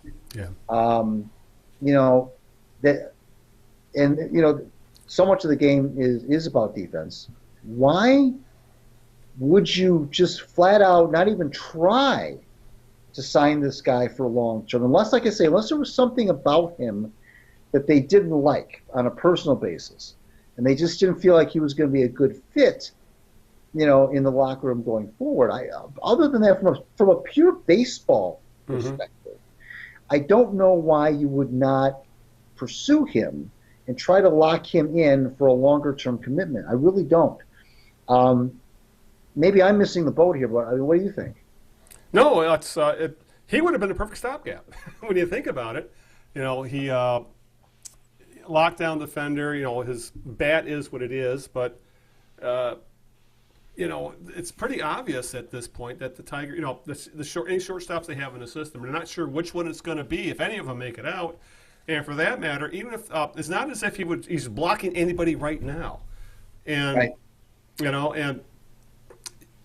you sign him reasonably for 2 or 3 years. The contract's not awful. He could be trade bait a year or two down the line, or for that matter, he could move to a different position, or for that matter, guys you got in the minor leagues might end up being better fits at different positions. That often happens with middle infielders anyway. Guys come up as shortstops because that's always where you put your best athlete, in little league and in high school. And these guys end up turning into second baseman or third baseman or outfielders, so on.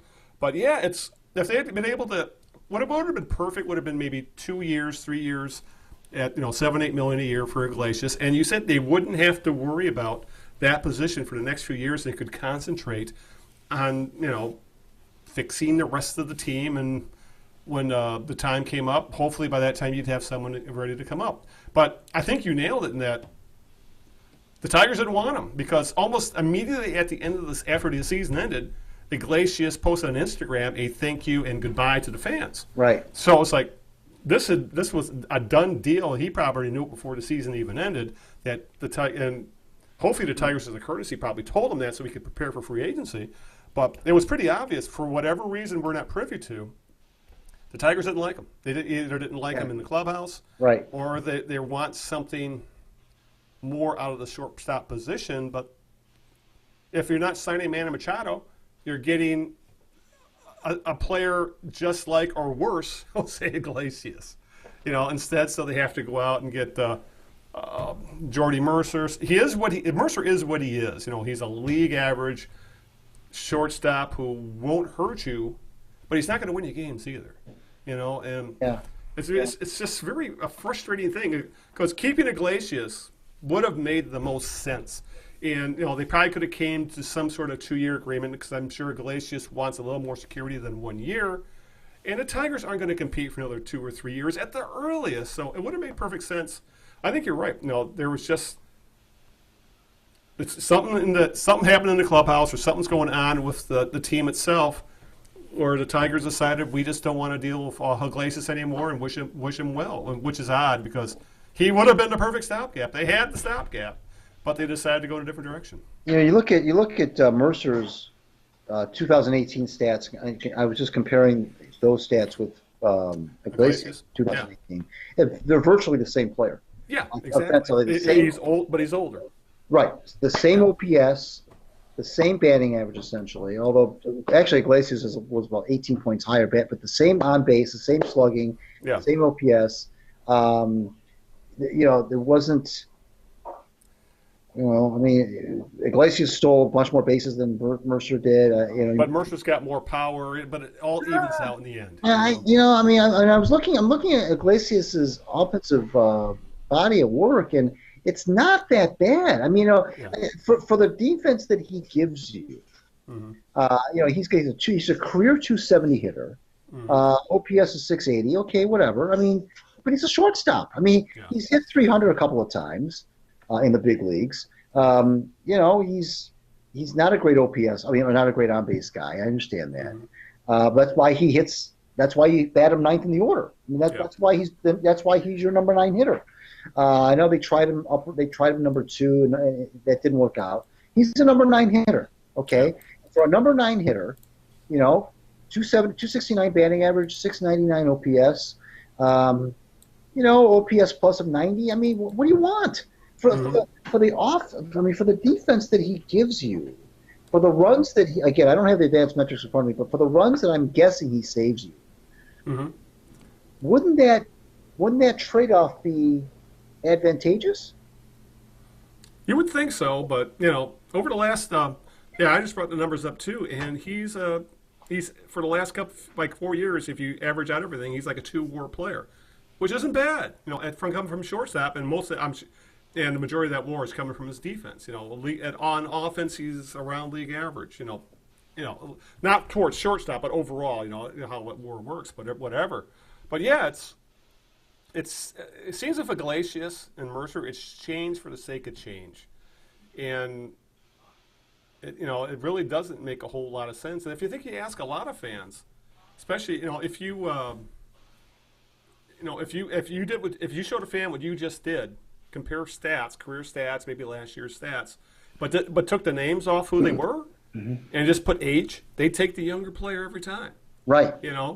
And for some reason the Tigers decided to go in a different direction. As you said, it's got to be a clubhouse thing, or it's got to be an attitude thing. One of the two, and we'll probably never ever find out why. But it's got to be what it is, because on the field he fills a need, and he would have filled a need for the next few years. Well, he did have a run-in with James McCann about 3 years ago. Both players were younger. McCann's gone. Yep. Dan's gone. I know there have been some other whispers that he's been a little bit of a difficult player to get through if you're a manager or coach. That's the only thing I can think of, is that there was something of that nature that just flat out told the Tigers he's not. We can't wait for his contract to end so we can go in a different direction. Especially if all these young players supposedly coming up, they don't want that influence. That's got to be it. Yeah. What he did though, who knows? Right. But it's. And ways things are looking, it doesn't. From all accounts, I think Ron Gardenhire went on the record during the winter meetings, I think on one of the MLB TV shows, and said the starting catcher is going to be Grayson Grenier. And if he's your starting catcher, and I think his upside, if he maxes out his potential, he's a backup catcher. Because he's going to get overwhelmed at the plate. And then you got John Hicks as the platoon partner, and Hicks can't play. Hicks is not a catch. Hicks is not a defense first catcher. Right. I'd have trouble calling him a catcher. He's a DH first baseman who can occasionally catch. Right. But it really began to sound like they're not going to sign a veteran. They did get a guy in AAA. I forgot his name. Bobby Wilson, I believe is his name. Long career. He's in his late 30s. He's had a long major league career. couldn't hit his way out of a paper bag, but he has great defensive metrics. So it looks like that's the guy they're going to use to groom Rodgers in the minor leagues, because supposedly he's going to be the future at catcher with the Tigers. But from all accounts, unless something odd happens the remainder of this offseason, the Tigers are done. They've made their moves. They picked up a flame-throwing right-hander in the Rule 5 draft, and as a relief guy. And other than that, I think they're done, which leads me to believe that unless they have a bunch of guys really have career years, this season's going to be really, really bad. Even with guys that are capable of having really good years, Castellanos and and the like. This is not going to be a fun year to watch. Be a baseball fan in Detroit. No, it's not. And last year, at least, the Tigers were able to keep things interesting for the first half of the season. They were hovering around 500, playing 500 and, ball. But I don't see that happening this year or this coming year. It's painful. It is painful. I just don't want baseball to turn into what it did between like 94 and 2005. Right. That was just brutally bad baseball, and it looked like there was never any hope at all. Because the team was run ineptly. The Tigers, Al, and that's why I wrote about a month ago that they should really consider accelerating this thing, because there just isn't. You got the Indians, okay, fine. Indians are not. They're not the Red Sox. They're not the Yankees. They're not the Dodgers. They're not. I mean, they're not a juggernaut by any means. They're not the Astros. And they're not big market. Especially if they trade Kluber. Yeah. So they're vulnerable as far as I'm concerned. They're not. They're by no means, this team that you just can't even think of touching them. Mm-hmm.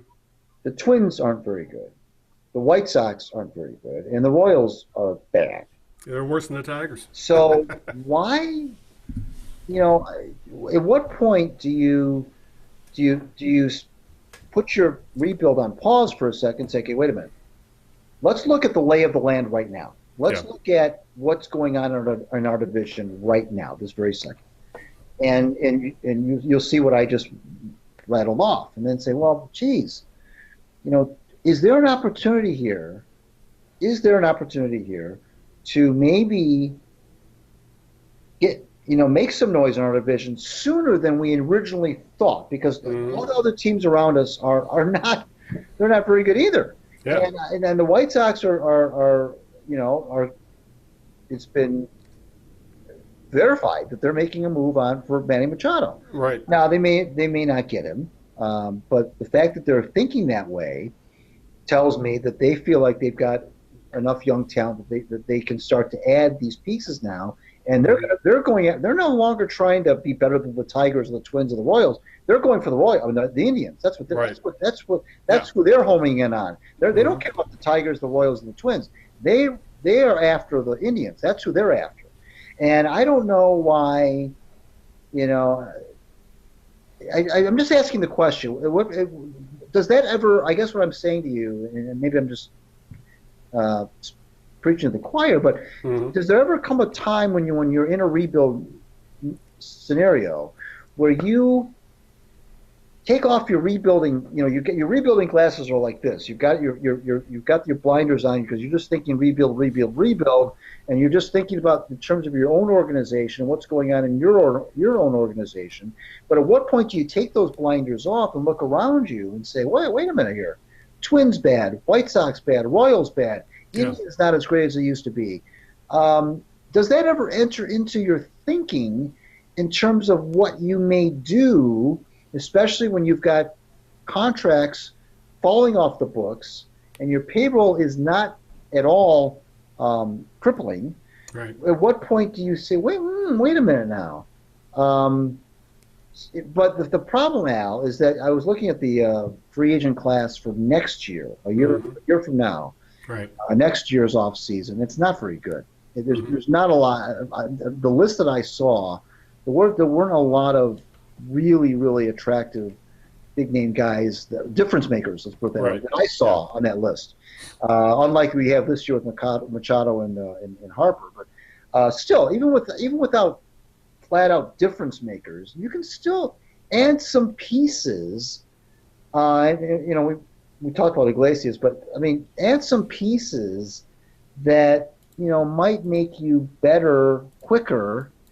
Because I don't know, Al, I don't know if you'll ever play in a division again where you've got so many bad teams in the same division at one time. I mean, it's awful. That division, they almost had 3 teams lose 100 games. Yeah. That's almost unheard of in one division. And only one team finished above 500 in the whole division. And so I don't know, to me, that's an opportunity that could potentially be missed. I don't know when it'll ever happen again. Well, you'll find yourself in a division that bad where you can maybe make some hay quicker than you thought, like the Tigers did in 2006. Yeah. That's when you I think you need maybe someone who is a little more creative than Al Avila, because things have changed in baseball where teams tend to now overvalue prospects and young players and having team control for several years, which means a lot of those right around 30-year-old ball players are now getting undervalued to the point where they're having trouble getting long-term contracts. Those are the kind of guys I think that the Tigers could make a play on a few of those and make themselves fairly respectable fairly quickly. Just because, remember last year the free agent market was so down on those players, they had their own training camp in Florida as they were waiting to get signed because you can make an argument there was collusion. But that's what's happened now is that when the market changes on how teams value ball players, then that's what Moneyball was. That's what Billy Beane did. He saw that, teams value this kind of player. I'm going to look at the guys they're ignoring and see what kind of value there is there. And he discovered that, what do you know? On base percentage is much better than batting average kind of stuff. That kind of thing. Yeah. As simple as that was, that's kind of simplifying it down a lot, but that's the sort of thing he started looking for. He started looking at different types of value. Maybe the guy wasn't going to hit 30 home runs, but he got on base at a 400 clip. A lot of value there, and he's a lot cheaper. Those, and now baseball is shifting to, if he's 25 years old, I'm not trading him. I want to keep him. So on, I'm not going to let him hit free agency. And all of a sudden, those mid-tier free agents who you need on a team to be respectable are suddenly undervalued. And I think that's where the Tigers could make hay, but they don't want to spend any money. Because these guys, we're talking about the guys making $8, $7, $6, $7, $8, $10 million a year, like Jose Iglesias, for example. And you could field a very competitive team if you picked up a few of those guys for a year or two at that kind of coin. But it's beginning to look like the Tigers aren't going to spend any till more contracts fall off the books, aka Zimmerman, and they have more guys who they deem are ready to make the leap from AA and AAA to the major leagues, and that could be 2 or 3 years away. So I think it comes down to, as you said, they could accelerate the build by looking at the market and going zigging while everybody else is zagging, but they have an owner who's not going to spend the money. Well, that's unfortunate because, again, I hate to keep harping on this, but when you have, like I said, almost 3 teams in the AL Central lost 100 games.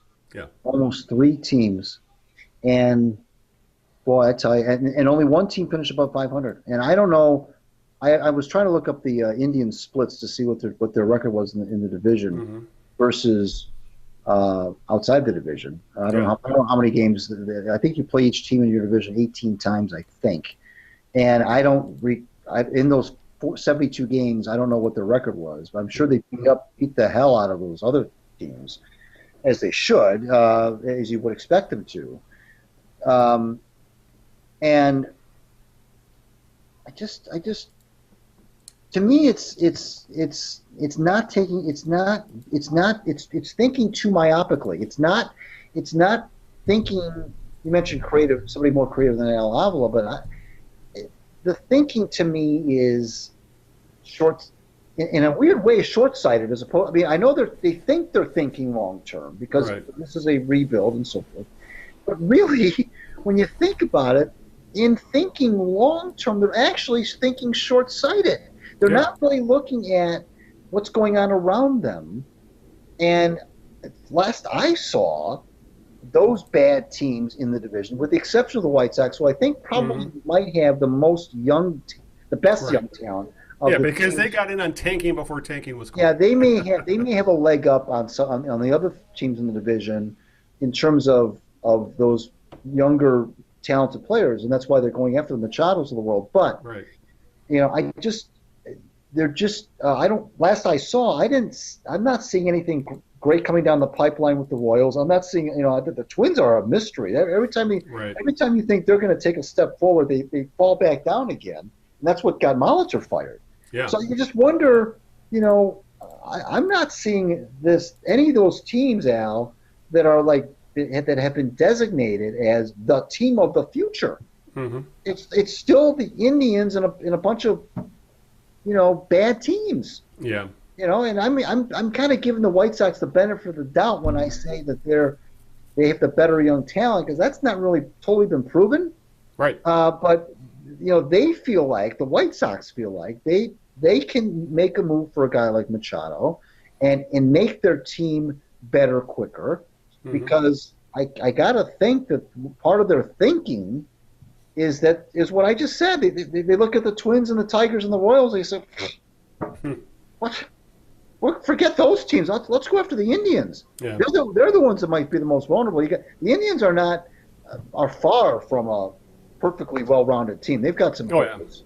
And if they trade Kluber, especially as has been rumored, then that to me that week, I don't know what they would get back, but you would think that would be a trade that if the Indians made it would be one of those days where they take a step back before they take two steps forward. I don't think they would make a trade now for Kluber. I don't see a trade that they would make for Kluber that would make them better, than for not having Kluber, if that makes any sense. Yeah, would immediately make them better. Yeah, and I would just add this: the Tigers' worst nightmare would be the Chicago White Sox starting to act like the big market team they really are. Right. They're a big market team who have acted like a small market team. Well, the White Sox, Al, they've got to start thinking about being a big market team, because they've been second fiddle to the Cubs. They've been second fiddle to the Cubs for years now, and they've been that city is all about the Cubs, and I know you're a fan of one or the other. I know you can't be a fan of both in that town, but from the media perspective, from the excitement perspective, from the they're like a minor league team in comparison. Absolutely. It's kind of like the Mets and the Yankees. Yeah. And at what point? I know they won the World Series in 2005. That's 13 years ago. Mm-hmm. At what point do they say, "Wait a minute, we're tired of playing second fiddle to the Cubs. Right. We want to make a splash here." The Cubs, frankly, Al, they're fraying around the edges. They've got to make some decisions on guys like Rizzo and Bryant and so forth, Schwarber and these guys, that they can't keep everybody either. Right. So they're already thinking about trading Bryant, for example, which would have been at one point unheard of. I mean, completely unheard of. But they can't. They've got to pick and choose who they're going to give the big money to, and so Lester's that much older now, and I'm not a huge fan of their starting pitching. They've got some holes. The Cubs do. So, and they play in a tough division. With the Cardinals have got Goldschmidt, and so there's a lot of Brewers are tough. The Reds are probably going to get better. So I mean, so this is a time now for the White Sox, and I applaud them for going after Machado, because this is the time now for they've got. I think they're just tired of being the Cubs' little brother. Yeah, and they should be, considering they play in goddamn Chicago. Right. So, all right, let's kind of wrap this up. Let's touch on the Impemba Rod Allen incident, which we were unable to talk about because it happened during our hiatus. But it came back to the forefront this week because they both finally made public statements for the first time. Actually, this is the first thing they said in public, period, since their last appearance on television, right before they got into their altercation, aka fight. But they both broke their silence. They both posted to social media, essentially saying all the right things. Thanking the fans, thanking the Tigers, thanking Fox Sports Detroit. Saying that they had a wonderful 18-year run, blah blah blah. I just found it interesting that Rod Allen, who in most accounts was considered the cause of it because going by rumors, these rumors have been around for a long time, that Allen wasn't always prepared for broadcast. He'd often be like this on his broadcast, during the game on his phone, things like that, which infuriated Impemba, and things like that. But supposedly Allen is the one who put Impemba in a chokehold, and they need to be broken up. But Allen added, early media accounts were not accurate. He didn't say why they weren't accurate or what was inaccurate, but he was somehow referring to what happened between them. That's all we know. That's probably all we'll really ever know, because these guys still want to have careers in broadcasting. They just won't be in Detroit. But I just found it interesting that they both decided to break their silence at the same time, pretty much, within a day or two of each other. And Allen is the one saying media accounts were not accurate because he was made out to be the bad guy for the most part. And I also interesting that the Tigers or Fox Sports Detroit have not made a peep as to who will be the replacements, though I would bet they want to have someone in place before Tiger Fest, and that's in 5-6 weeks. Right. But I just found it interesting that it's like Impemba decided to make a statement, so Allen says, I better make a statement too. But we'll probably never find out all the details for whatever reason. Yeah, I'll just add this. I've interviewed them both back in my Bless You Boys days. I will say this. When I said about one being more prepared than the other, it came across in my interview with them. Rod Allen sounded, it was like kind of pulling teeth to get him to really say anything. And it was like he was talking to us, and it was a chore for him. While Mario Impemba, I loved talking to him. He was so much more fun, so much more open, and was just willing to talk more about his career and his past than Rod Allen. And from all the stories I've heard, how those two came across the stories came across and how my experiences with the two of them. I am so tired of this, of talking about this, hearing about this. I wrote a piece shortly after it happened, and I said this was a great thing as far as I was concerned. I didn't like either of them, and we're not talking about Ernie Harwell and Paul Carey here. No. Just get good riddance. Out the door, away you go. I don't want to hear any more about you, and I don't want to hear anything. You got a point that there's no reason why once you're named a play-by-play voice of a team that automatically means you're tenured there for as long as you want to be. I'm just tired of it. I'm tired of talking. I'm tired of the fans. It's one of those things, Al, where it's not like music. It's like saying, well, I love Led Zeppelin, and somebody else says, well, I don't like Led Zeppelin. I like Pink Floyd, and somebody else says, no, I don't like Pink Floyd. You're not going to change anybody's mind. It's the same thing with this Rod Allen Mario thing. The comments. I love Rod. I hate Rod. I love Rod. I hate Rod. I love Mario. I hate Mario. I love Mario. I hate Mario. Who cares? Who cares? It's all an opinion thing. Everybody's got their own opinion. If you liked Mario and Impemba, great. If you didn't like him, great. If you liked Rod Allen, great. If you didn't like him, great. They're gone. And I'm tired of hearing about them. I'm tired of I'm just tired of the whole thing. And the more this goes on, they're just like they look to me. They look worse. I wish they would just go away. They're just these two idiots who got into some weird altercation that torpedoed their career in Detroit. I don't know if it torpedoed their career, period. It may. We'll see. But they look like a couple of bozos to me, and I'm just tired. And then this nonsense of Mario comes out with a statement which says nothing, and then Rod coming out with a statement which says a little bit more than nothing, but not much more than nothing. And it's like, again, who cares? Go away. Just go away. I'm tired. I'm tired of talking about you. You're done. You screwed up. I didn't like you to begin with that much to begin with, frankly. And so go away and let's bring some new blood in here and let's move on. I'm like, God, I'm just so tired of this. These guys come on and they release these statements a day of. They're like a couple of bickering. They just look so childish. Mm-hmm. And Mario's statement was just a whole lot of nothing. Yeah, it was corporate speak. Both of them for the most part. Nothing whatsoever. Yeah. You mentioned Fox Sports, not really. Good for them, by the way. What are they going to say? Yeah. They shouldn't say anything anyway. They should say absolutely nothing about these. Actually, if you ask me, there's a lot of Fox Sports should shoulder a lot of the blame because this has been rumored behind the scenes for decades. Right. For at least a decade. Right. They should have nipped this in the bud years ago. Yes. Instead, they allowed it to fester to the point where it became a PR nightmare. Yes. This is not how you. I mean, I was a boss in another lifetime. Yes. And if I had tension between employees, you took care of it right then and there. You didn't let it fester for years. Yes. That's the one. If there's any blame to be really put around, it was right there, and they could have nipped it in the bud by moving on from them years ago or getting rid of one or the other. Absolutely. They elected not to do a thing and ignore it, and so they reaped what they sowed.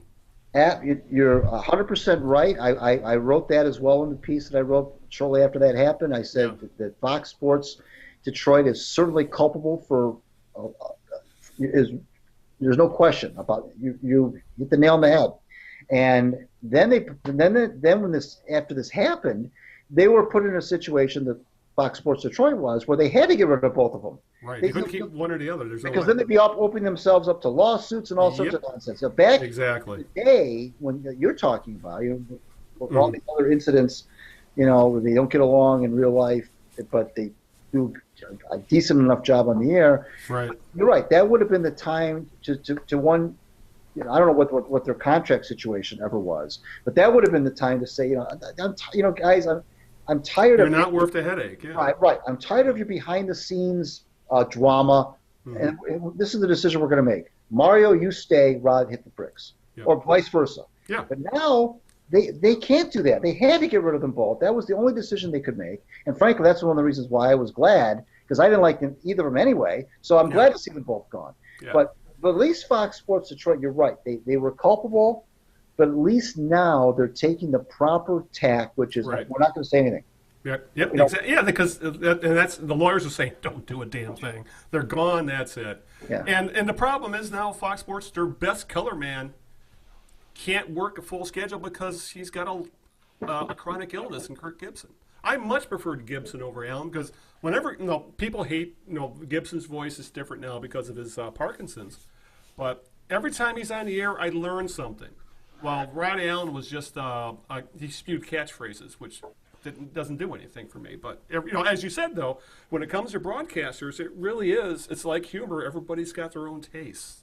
And it's like that with play-by-play guys. I guess there's an entire couple of generations of people who, to them, and Pemba and Allen were the Tigers that they were the Tigers to them. But you know what, Al? But don't you think though, if you look back at the careers of different broadcasters who've been either that are still here or have been here, obviously Ernie Harwell and Paul Carey come to mind immediately, but Mickey Redmond.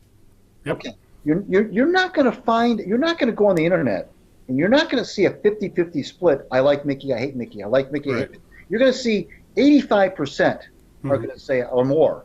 I like Mickey. I like Mickey. Yeah. You are not going to see 50% of people say they like Ernie and 50% of people say they like Paul. It's not the way it goes. Mm-hmm. So, Pistons, you're not going to get 50% that say they like Blaha and 50% that say they don't like Blaha. Right. So it says a lot about these guys, in Pemba and Allen, that they were not able in that many years. They were 16 years together, or however many years they were together in Detroit. They were not able in those 15 years to muster any more approval rating than that. Yeah.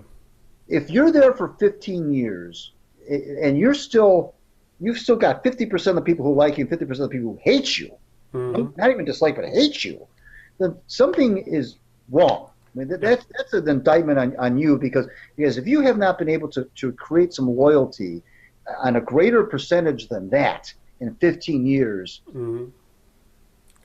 I would, in baseball analytics terms, I would say they were the equivalent of a ball player who puts up a WAR of 0, essentially league replacement level. That's exactly what they were. So, I know, and it's a plum gig. A top 13 market, with a very history laden team. They should be able to pick and choose the guys they want. And I know there's been a lot of talk that Dan Petrie might be in line for it. I've heard Brandon Inge brought up. Who knows what it will end up being? But I think it's more about the play-by-play guy anyway. And I have no idea where they would go with that. But you'd have to think they'll grab some ex-Tiger. God forbid, don't let it be Craig Monroe. I don't want to hear him for 9 innings every night. But no, I can barely take him on the damn pregame and postgame shows. But it'll probably be some well-known ex-Tiger that they'll pick up, and he'll split time with Kirk Gibson. And Gibson's probably got the job as long as he wants it. And hopefully they'll get a well-regarded play-by-play guy. Who that might be, I have no damn idea. But with that, I guess we won't have to talk about it now until they actually hire somebody. Right. Can't wait. Yeah. All right. Let's wrap this up. Who's your jerk of the week? You know what?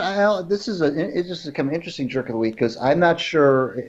It's kind of like a 3-team jerk of the week. I know where you're going with this one. The Memphis Grizzlies and the Washington Wizards and the Phoenix Suns thought they had a 3-team trade in place that involved Trevor Ariza, among other players, Austin Rivers and so forth, Wayne Selden.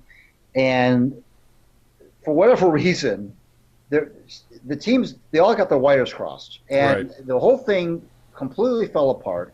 And it involved one of the teams that was the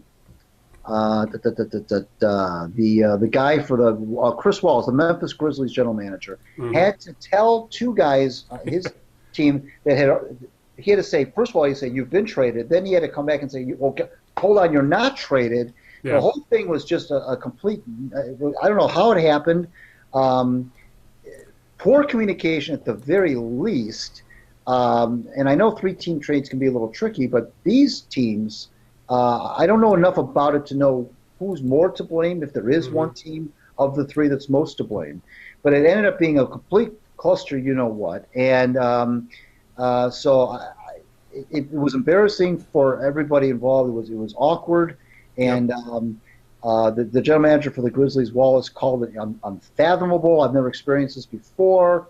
And so, again, I'm not exactly sure where to pin my blame. But when 3 teams get together and they all think they've got these players involved, and then it turns out that all 3 of the teams think that other players are involved that weren't involved. Yep. So I don't know how that happens, frankly. So my jerk of the week is just those 3 teams are not being able to get their act together to pull off a trade. Yeah, how hard is it to do a conference call, all 3 teams together? And when it comes, I just brought it up. Memphis has 2 guys named Brooks. One named Marshawn, who is a 29-year-old journeyman. The other is named Dylan, who is a promising young 22-year-old who's got upside. Memphis thought they were getting rid of Marshawn, while Phoenix thought they were getting Dylan. But it's ridiculous to I think in the end the trade went down without Memphis even being involved. But yeah, you're right. How hard is it to you get on the hell, we're doing Skype together. I could add someone to it right now. We could get the trade done ourselves. That's when they say that there's a lot of incompetent general managers in pro sports. There's example 1 right there. Right. So you nailed it on that one. I know sometimes my jerk of the week tends to be I can go a little heavy-handed or go for the more controversial one, but I'm going to go for something a little different this week because I mentioned earlier that how much I really enjoy NFL's Red Zone channel. And normally how they usually have 3 or 4 games at the 4 o'clock slot. And they overload the 1 o'clock slot obviously because the majority of the teams are in the Eastern time zone and Central time zone. And then usually the 4 o'clock slot has less games, but oftentimes one of them is like the big one of the week, things like that. But things have changed over the last few weeks because now college football is done playing. So the NFL has games on Thursday. They had games on Saturday, tonight, or right now actually as we're talking, and tomorrow. And what's meant today on Red Zone, I usually after the Lions game, I flip it to Red Zone, and I'll catch the end of the 1 o'clock games, and then I'll have whatever 4 o'clock games they have going on. They only had 2. They're splitting between 2 games on the 4 o'clock in the 4 o'clock window. Couldn't the NFL throw the fans a bone and maybe schedule a few of those 1 o'clock instead of overloading the 1 o'clock schedule of 9 or 10 games? Yeah. They could move 2 or 3 of them to the 4 o'clock slot and give us a little better selection on the Red Zone. I know it's a silly thing to bitch about, but in today's media, in today's new world when it comes to how things are done in broadcasting, it was just silly of the NFL to just have 2 4 o'clock games today. They could have very easily moved a couple of them to 4 o'clock in the East Coast, but that just grated me, because I spend big money on my kid. I'm old school. I don't stream everything yet. I much prefer sometimes just to sit on the TV and hit, flip, but on Sundays I want my Red Zone and I want a whole bunch of games to watch because so I can cleanse my palate to the Lions. That didn't happen today. So my jerk of the week is the NFL for only giving me 2 games in the 4 o'clock window on the Red Zone. That is kind of it's better than bitching about college coaches being scumbags. I'll give you that. And we're going to try this again. Remember 2 weeks ago, I showed the new puppy, yes, and the video didn't record. Yes. So I'm gonna bring him in again. We're gonna try this again. This is Bean. Here he is. Yep. This was so named because he looks like an espresso coffee bean. He's got the color. Yeah, I'd say he's like medium roast. He's oh my gosh. He's a miniature dachshund. He's the new addition to the family. So hopefully we can get him. This video will take, and we have to keep dragging this poor puppy out of this pie. You can see he's tired. Yeah, he is. He's ready for bed. He's on this podcast. So hopefully the video will record. So this is Bean. So I want to. How old is Bean? By Bean the is way? now. He's 13 weeks old today. Happy birthday, Bean. Thank you. And so there he is. I want to remind everybody. He's a cutie. If you listen to audio, it's a very cute tiny dachshund who wants to go to bed. So. Yeah. He's all black. In case people are wondering why he's Bean, he's all black. He's black as night. So anyway, that's that. We will be back with you on the 30th, presumably. December 30th. We don't usually do shows that close to New Year's, but the way the calendar works out, I mean, why not? I mean, I'll do a show on December 30th if Al wants to do one. I don't care. We're old and don't party anymore. Yeah. Well, it's not New Year's Eve, so and it's not New Year's Eve, and New Year's falls in the middle of the week this week anyway, doesn't it? It's the 30th Tuesday. Would be a Sunday, so New Year's Eve is Monday. Yeah. Yeah. So we'll be with you on the 30th, presuming everything goes well. Follow the Knee Jerks on Twitter at the Knee Jerks. Follow me on Twitter at Greg. Check out my WordPress Out of Bounds blog and also my Winged Wheeler hockey blog, also on WordPress. I want to thank my lovely wife Sharon, and thank you, Big Al, for making Sunday nights so gosh darn fun. Yes, I want to give a shout out to my girlfriend Linda, who is actually she's in bed right now because she's actually going in a little later today. Normally she starts at 7, but she's starting at 11 today because she had some stuff going on this afternoon. So she's going to be saving lives later tonight rather than right now. She's resting, but. Other than that, I want to say thanks to you, Greg, for taking time out of your busy Sunday. Thanks to Bean for his second appearance. Maybe we can make this an annual thing. And again, thank you for the listeners who are putting up with our BS for the past several years and our missteps with technology because we're old and we're still figuring this stuff out after 9 years. So, but video should be up, and of course the podcast can be found all the usual places: iTunes, Stitcher. Our homepage, just go to thekneejerks.net, which will take you to our page where you can directly download the podcast. And, of course, we're available on YouTube. Fingers crossed. All right, with that, let's call it an evening. Hopefully we'll have some Pistons and Red Wings news to talk about in the next podcast because hopefully we won't have much more Lions to talk about. I don't think we'll have any Tigers to talk about. So with that, I'll just say we'll see you in 2 weeks. Hopefully Bean will turn up again someday. And with that, good night, good evening, and aloha. Ciao, everybody. We'll see you on December 30th.